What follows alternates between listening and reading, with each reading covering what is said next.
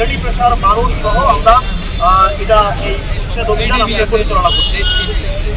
পরিচালনা করছি এবং আমরা ইতিমধ্যে লক্ষ্য করেছি যে আমরা একদম মানবিক দিক বিবেচনা করে কিছু কিছু ক্ষেত্রে এখানে মালামাল রয়েছে তাদেরকে সময় দিয়েছি, কিছু সময় বেঁধে দিয়ে তাদেরকে সরানোর চেষ্টা করেছি যাতে কারো ক্ষতি না হয়। ক্ষতি না করে আমরা যদি জনকল্যাণটাই সবচেয়ে বেশি আমরা এখানে প্রায়োরিটি দিচ্ছি।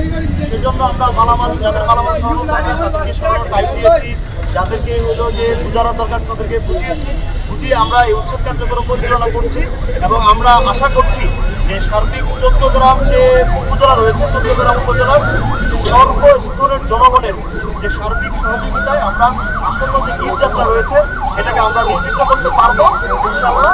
এবং হলো যে এই হাইওয়ে এবং হলো যে ফুটপাথ যেটা রয়েছে সেটা আমরা দখলমুক্ত রাখতে পারবো।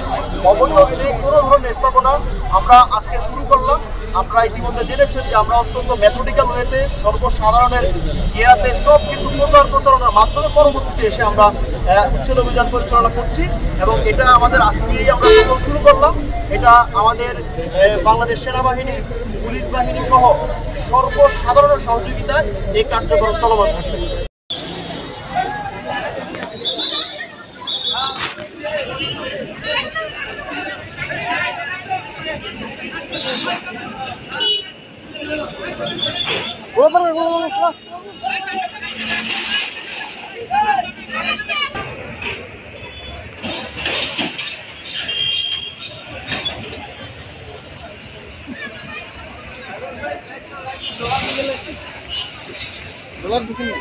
দেখবো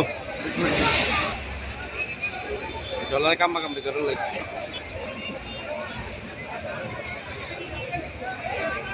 ভাই আপনার কাজ হয়েছে কাম তো হয়েছে মোস্ট ইফোর্টিভ ভাঙচুর চলতেছে।